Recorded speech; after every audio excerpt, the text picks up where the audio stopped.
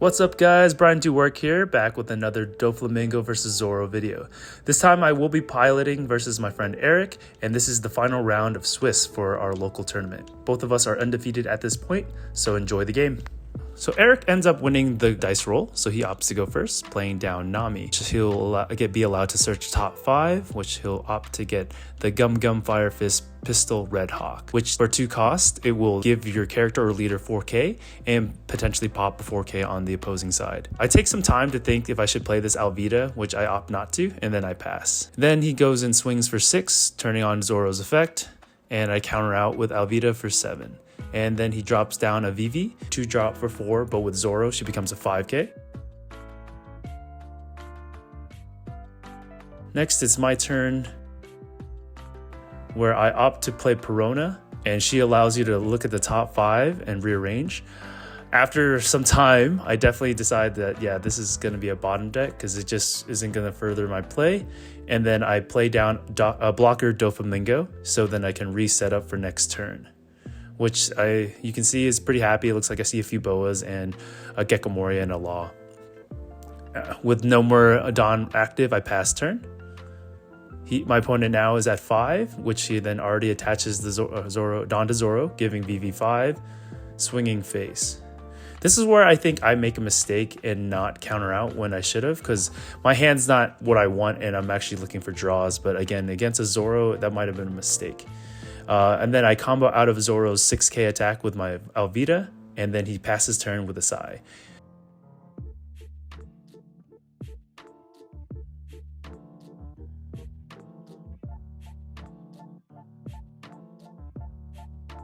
Knowing that he does have the Red Hawk in hand, I opt to give a Dawn to Doflamingo.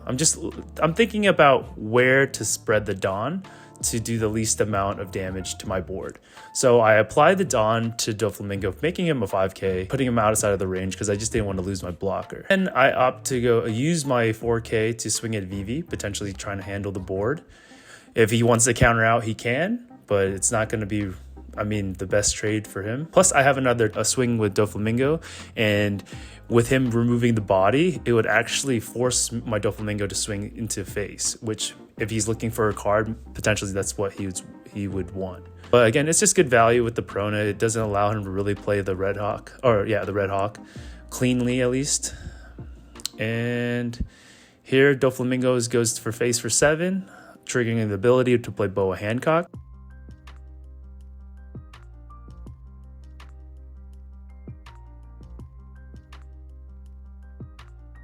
And I swing into Jet Pistol, which he kills the Boa initially, but I told him, hey, if you need some time to think about it, if you wanted to get rid of the blocker, I think it's a better play.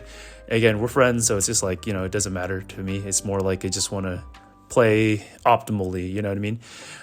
Here, he goes to 7, and he swings Nami 3k over my Perona, which is definitely going to happen. And I want to say here's another mistake. I didn't protect the Boa at all right here because I just figured I'm going to lose my whole hand trying to protect her.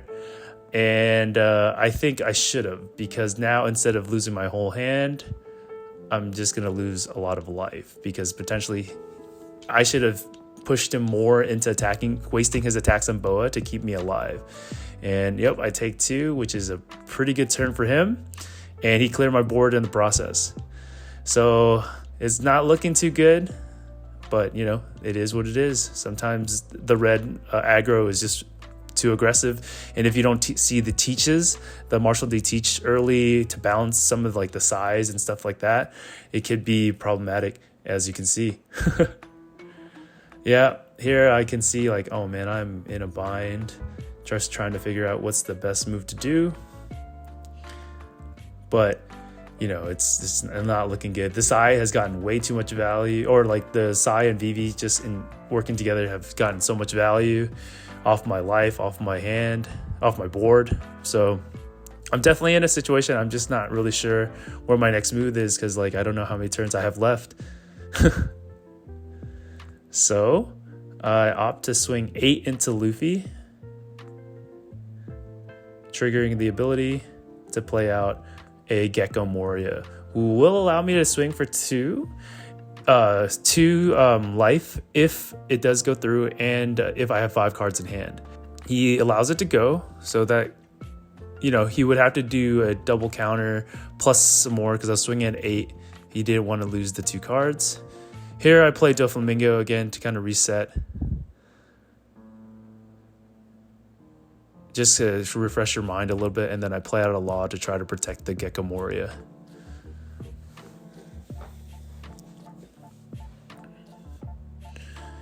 Okay, and now he's at 9, I believe. Well, technically 8 because, you know, Zoros are always going to attach that Dawn to themselves.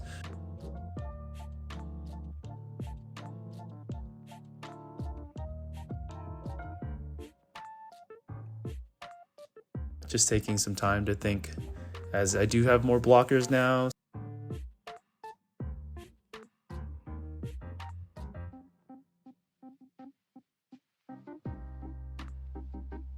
He's going 5k into the Moria.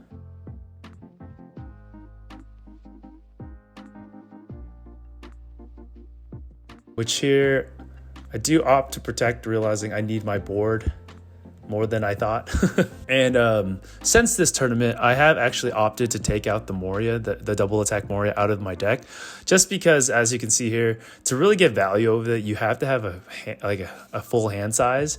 And with Doflamingo's ability, they come out rested, and I realized, okay, I'm wasting my hand to protect him, and then I'm not getting the double attack off, and it started to feel bad, so I took it out of my build.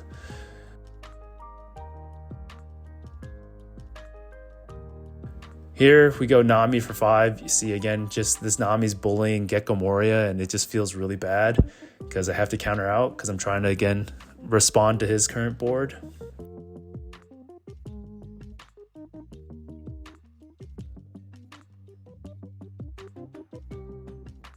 And then he drops down another Luffy and swings 8 into Moria, where I'm not going to be able to counter out, especially tapped like so I just take the block. He only has 1 Adon attached, so I was able to block. I'm at 10, and here we go. Another huge misplay, which I talked to him after the game. I was like, I should have just played the Mihawk here and then attempt to clear board, you know.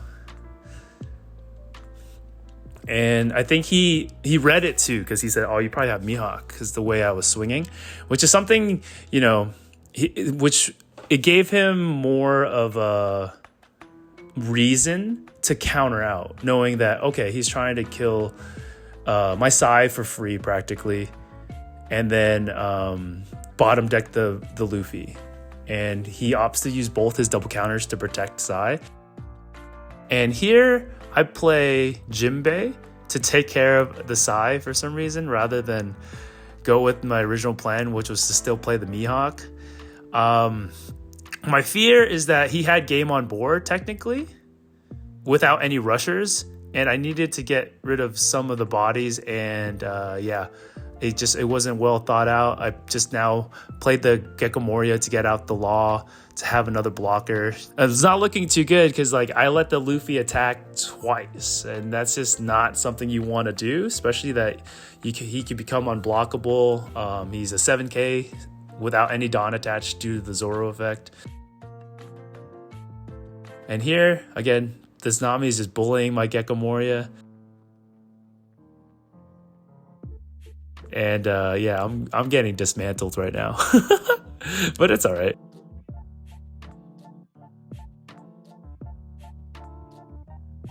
He opts to swing 7 into face with the Luffy. Here he goes 7. Sure. Can't defend it. Plays another Luffy down to swing for 7. And again, I take it and play the chopper. So again, not looking good for your boy Brian do work, and I'm not getting any work done right now. If anything, there's work getting done on me. But yeah, it's pretty one-sided. Like I'm sorry to disappoint you, Dofi fans, because like not my best game.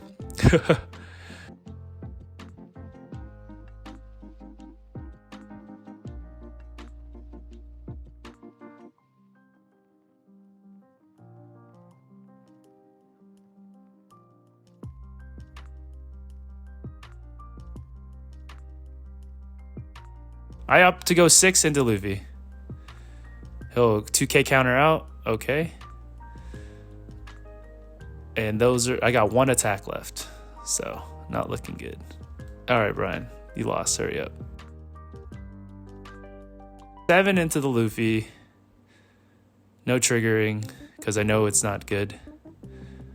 Play 4 for a boa just to block the leader, and then I have 2 up.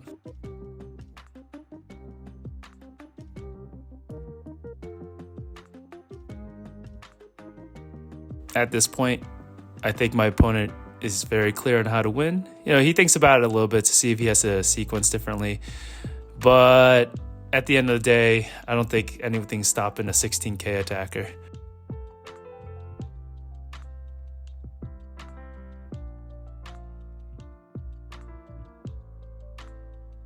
And there it is, and GG. As always, guys, thanks for watching. Don't forget to like, comment, subscribe,